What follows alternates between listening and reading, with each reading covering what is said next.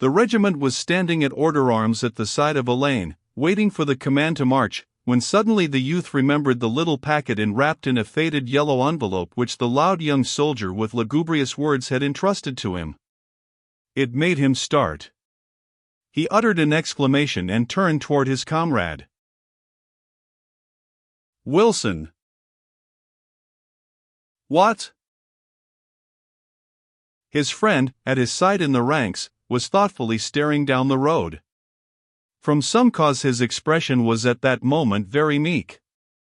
The youth, regarding him with sidelong glances, felt impelled to change his purpose. "Oh, nothing," he said. His friend turned his head in some surprise. "Why, what was ye goin' to say?" "Oh, nothing," repeated the youth. He resolved not to deal the little blow. It was sufficient that the fact made him glad. It was not necessary to knock his friend on the head with the misguided packet. He had been possessed of much fear of his friend, for he saw how easily questionings could make holes in his feelings.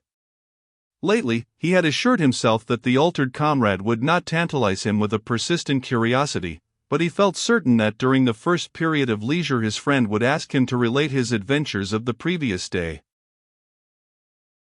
He now rejoiced in the possession of a small weapon with which he could prostrate his comrade at the first signs of a cross-examination. He was master. It would now be he who could laugh and shoot the shafts of derision. The friend had, in a weak hour, spoken with sobs of his own death.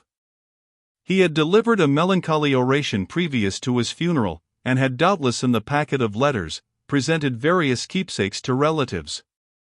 But he had not died, and thus he had delivered himself into the hands of the youth.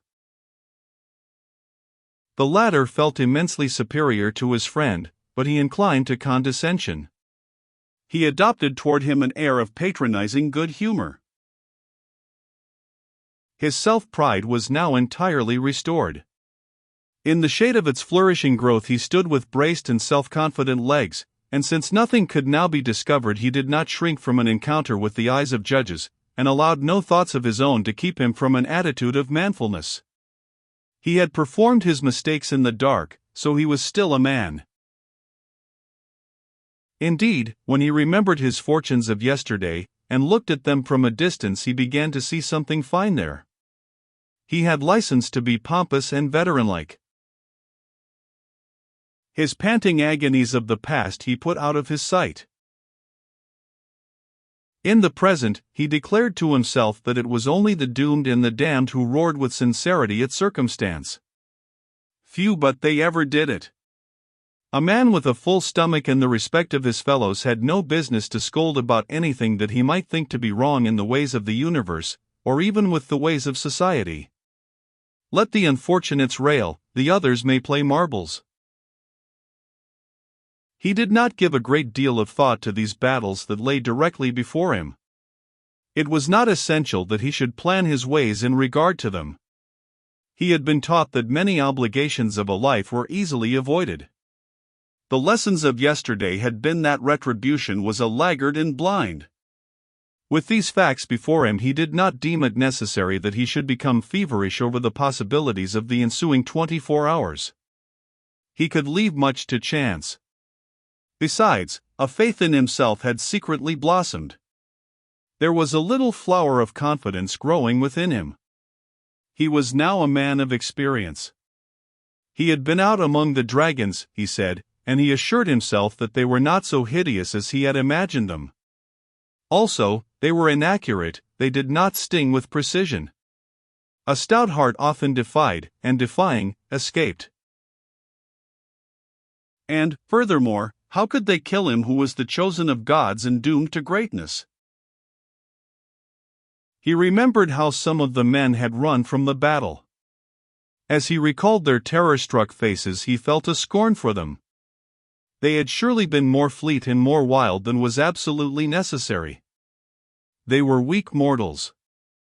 As for himself, he had fled with discretion and dignity. He was aroused from this reverie by his friend, who, having hitched about nervously and blinked at the trees for a time, suddenly coughed in an introductory way, and spoke. "Fleming." "What?" The friend put his hand up to his mouth and coughed again. He fidgeted in his jacket. "Well," he gulped at last, "I guess ya might as well give me back them letters." Dark, prickling blood had flushed into his cheeks and brow. "All right, Wilson," said the youth. He loosened 2 buttons of his coat, thrust in his hand, and brought forth the packet. As he extended it to his friend, the latter's face was turned from him. He had been slow in the act of producing the packet because during it he had been trying to invent a remarkable comment on the affair. He could conjure up nothing of sufficient point.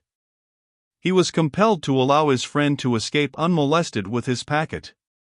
And for this he took unto himself considerable credit. It was a generous thing. His friend at his side seemed suffering great shame. As he contemplated him, the youth felt his heart grow more strong and stout. He had never been compelled to blush in such manner for his acts. He was an individual of extraordinary virtues. He reflected, with condescending pity, too bad. Too bad. The poor devil, it makes him feel tough.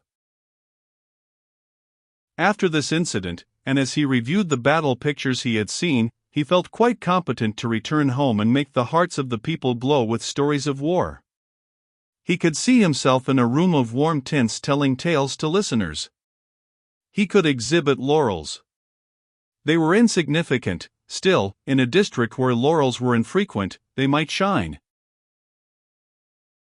He sought his gaping audience, picturing him as the central figure in blazing scenes. And he imagined the consternation and the ejaculations of his mother and the young lady at the seminary as they drank his recitals.